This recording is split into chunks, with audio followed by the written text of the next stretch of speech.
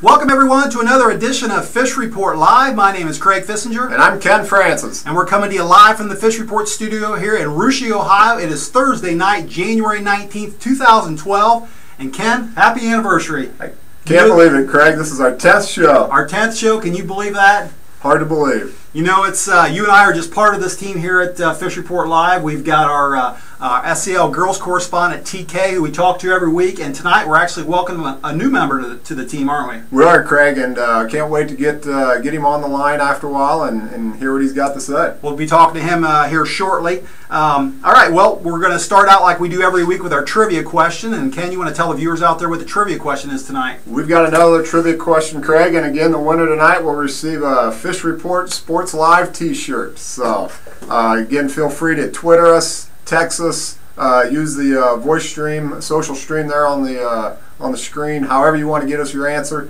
But the first correct answer will win the t-shirt. So, tonight's question is, for the first time since 1978, that's 34 years, an NBA team is able to put 5 white Americans on the floor at the same time. Name that current NBA team. The first time since 1978. 34 years, Craig, wow, since an NBA team has been able to put 5 white Americans on the floor at the same time. Name that NBA team. All right, well, we'll test your NBA knowledge out there, see who knows that one. All right, well, let's start our show like we do every week with the girls basketball. We'll talk about that. I want to talk about some games that are actually in progress right now and some games that have finished up. We're 3 league matchups tonight. One team, Laramie, was off tonight, but the other 6 schools were busy. The first game I want to talk about was Fairlawn at Anna. Ken, on this game, on paper, it looks like kind of a mismatch. You got a team here that doesn't have any wins yet on the season, traveling to a team that's the #1 team, Division III team in the state. Mm-hmm. So, any updates on that at all? No updates, Craig. But like you said, this is extremely tough for Fairlawn tonight. They're playing Anna. Anna is just, I've said it every week, Craig, there's nobody going to beat them this year, at least in the regular season. So, can't say a whole lot about this game, folks, because I'm sure it's not much of a game. All right, well, we'll hopefully see a score on that one. We'll see a score on that one tomorrow. But let's move on to the next game. Houston tonight traveled to Jackson Center. That was a matchup of a couple of the league's top scorers, Brooke Richard for Jackson Center and Christy Elliott for Houston. Any update on that one? We do have an update on that one, Craig. We figured this would be a good game going in, and it was. A very high-scoring affair at the Jackson Center tonight. And Jackson Center pulled away late and won the game 74-55. So an extremely high-scoring game. Brooke Richard came in averaging over 23 points a game. Craig did absolutely nothing to hurt that average tonight. She poured in 25 points, and Christy Elliott again was consistent for Houston. She poured in 13 points for the Lady Wildcats. But a big win for Jackson Center with Brooke Richard being able to score like she does, Craig. I think Jackson Center can be a real dangerous team come tournament time.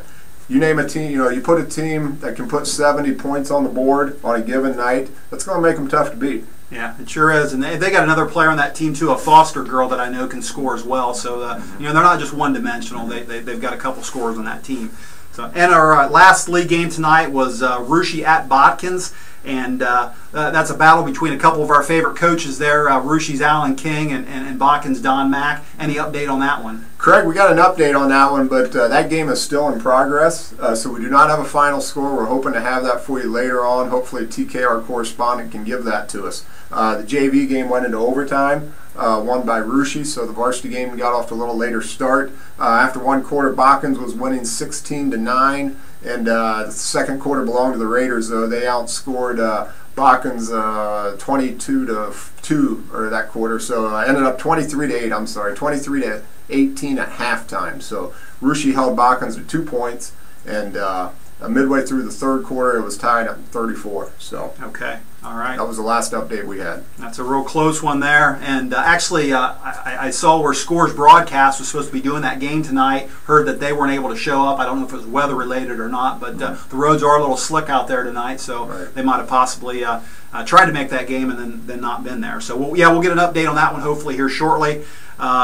Looking ahead a little bit to this weekend, we don't have any league matchups this weekend. We have a bunch of non-league games. A lot of MAC schools traveling to Shelby County League schools here. Just real quick, we'll mention a few of those games, or actually all the games. But Lehman is going to Anna this weekend on Saturday. Fort Recovery is going to Fort Laramie, and New Knoxville is going to Jackson Center. So those are 3 games going on Saturday. And then the big game, the game that we're most interested in, Versailles is traveling to Russia, and that should be a fun one. That'll be a good one. So to get an update on that, Ken, let's get our SEL girls correspondent TK on the phone. Maybe he can give us a preview of that game actually, and maybe he can give us a final on this Bakins-Russia game. Hopefully find out what's going on with that one. So see if we can get TK. We'll try to get him on there.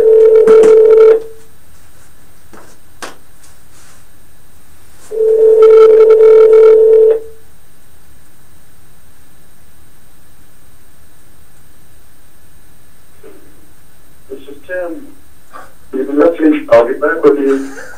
Well, I guess TK is not available right now, so we'll hopefully talk to him a little bit later and see if we can get a, like I said, a preview of that Versailles game. All right, well, I tell you what, that takes care of our girls for right now. Tell you what, let's take an early commercial break, thank our sponsors real quick here, and on this commercial, there is a clip from Russia singer-songwriter Mark Cantwell. He's got a new album out called Last Chance Johnny. I'm going to talk a little bit more about that at the end of the show tonight, but there's a song in there called Another Small Town Song, and I hope you enjoy it, and we'll be right back.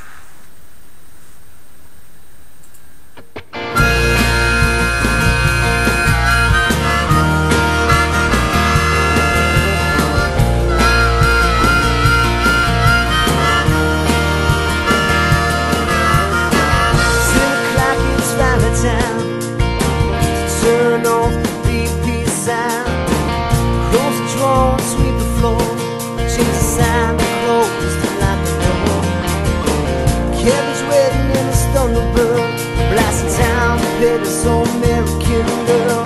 Restless girls is ready for the night, all they're ready for the night. 17, pissed at the world, we don't know why, but it's worth that for. Tomorrow's just a lifetime away, but tonight is everything. It's another small town song about nothing ever going on a Friday night. Heading to a town, score some beers, sneak up to rising. Check out the local bands, tie on a bus and take a chance with the reader just to get shot down. Another night in a small town.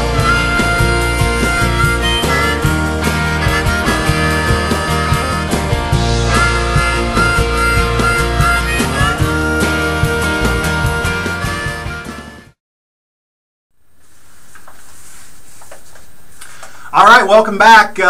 We couldn't get TK there on the phone before the break, and that's because this Russia Bakins game has come down to the last possession, hasn't it, Ken? It has, Craig. It's a 1-point game, and it's coming right down to the wire. So. Okay, we should have an update for you shortly. While we're talking girls basketball, there was a big MAC game tonight.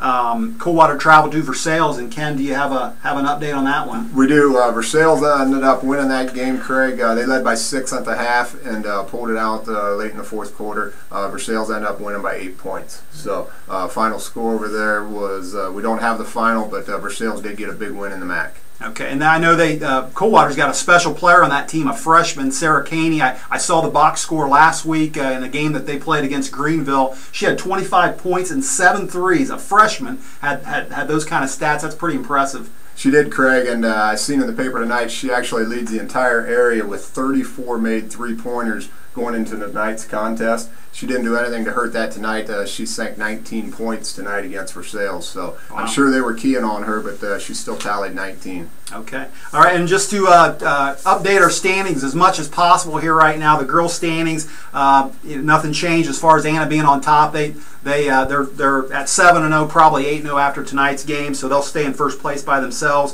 Fort Laramie is going to stay in second place, being off. They're still at 5-2, and then it's kind of a it's kind of bunched up there with Russia, Houston, Botkins, and Jackson Center. So we'll see how that all works itself out here by the end of the night, and see how they all fall into place there. All right, Ken. Let's tell you what. Let's change gears. Let's talk about boys basketball. I want to run through the boys league standings here real quick, and then we'll talk about 3 SCL matchups tomorrow night. On the boys standings right now, Jackson Center's in first place at 7-0. Russia's in second by themselves at 6-1. There's a tie for third place right now between Ann and Botkins. Both those teams are 3-3. In fifth place is Houston at 2-5. Fairlawn is in sixth at 1-5, and Fort Laramie's in seventh place right now at 1-6.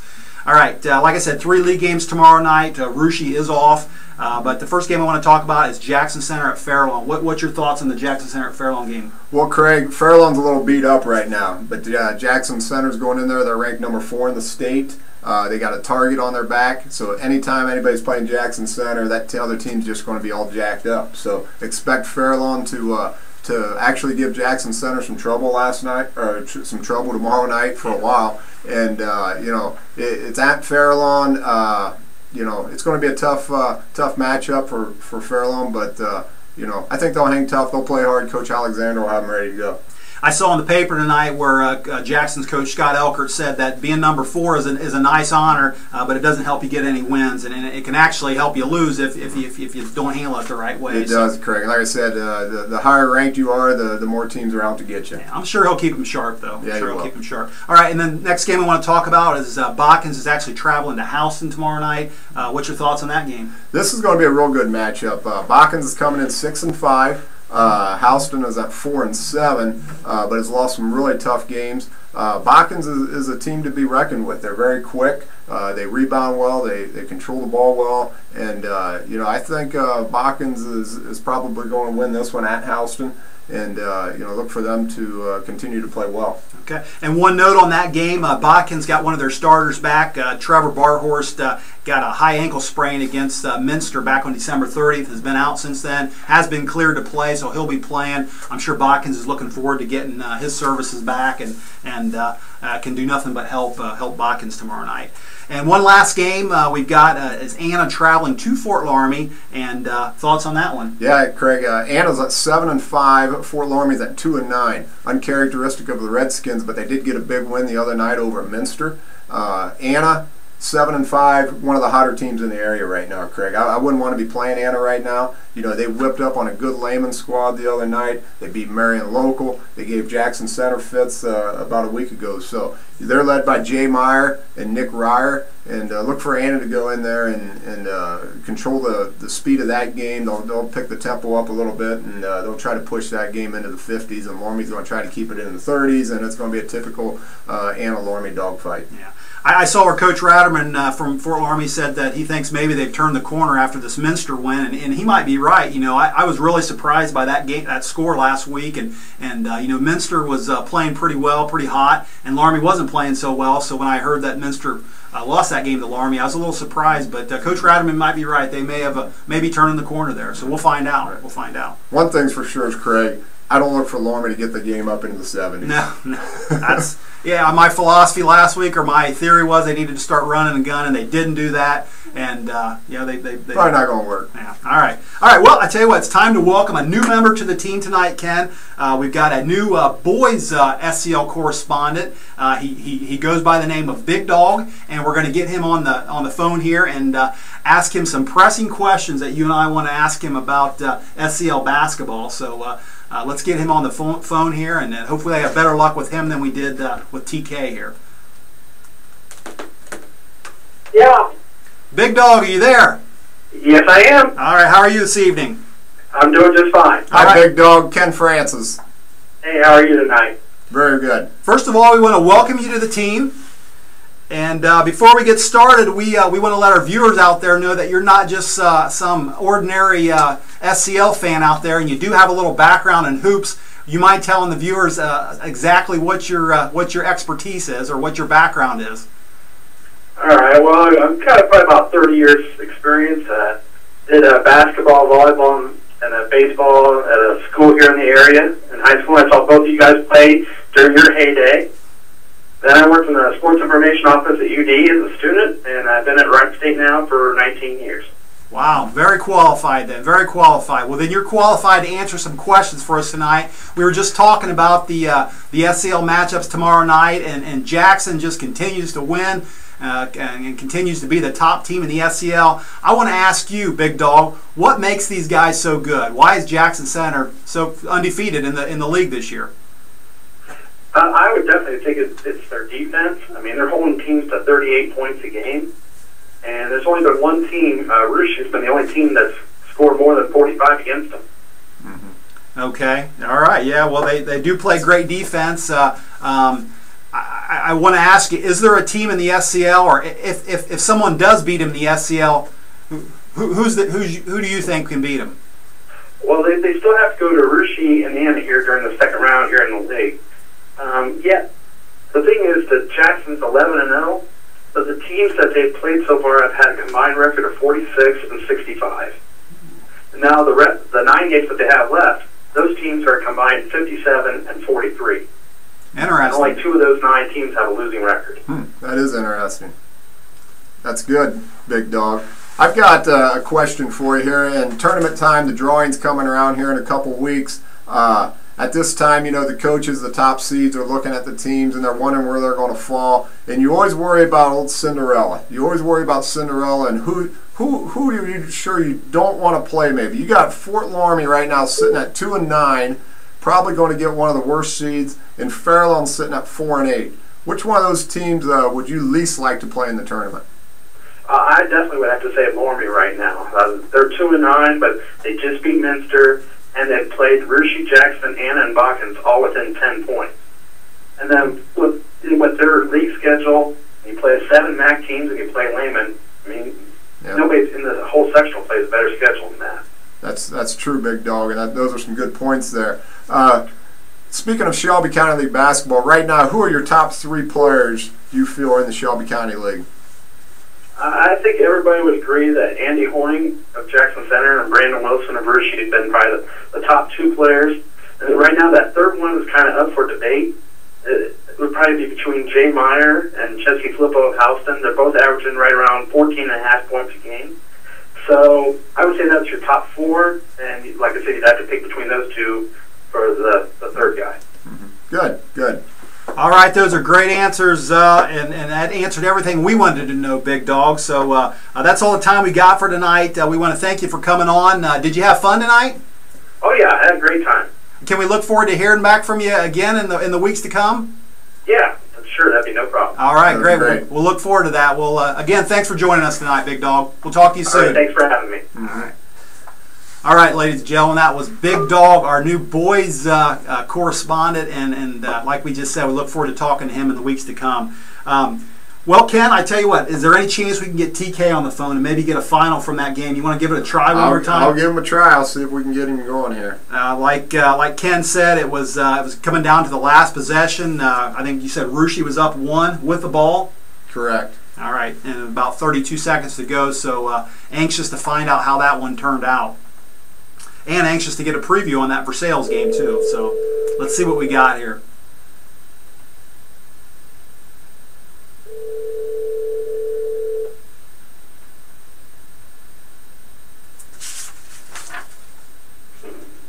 This is Tim. And we got... Well, it doesn't sound like we're going to get TK on the phone tonight, so unfortunately, it isn't going to work out. We don't have a final on that game yet, so I guess we'll just have to wait till a little later this evening, Ken, to find out who won that game. So, all right, let's get to our trivia question we asked at the beginning of the night. Why don't you tell the viewers the question out there again and find out if we had a winner? We do, Craig. We do have a winner. Tonight's trivia question was, for the first time in 34 years, since 1978, there is an NBA team that can put 5 white Americans on the floor at the same time. Name that current NBA team. Well, we have an NBA guru out there, Craig, and he is the winner. And if you've heard of Luke Walton, Steve Blake, Jason Capono, Josh McReynolds, and Troy Murphy, they are the 5 white Americans that play basketball for the Los Angeles Lakers. Congratulations to Kyle Schaefer from Rouge. He is the winner of tonight's trivia contest.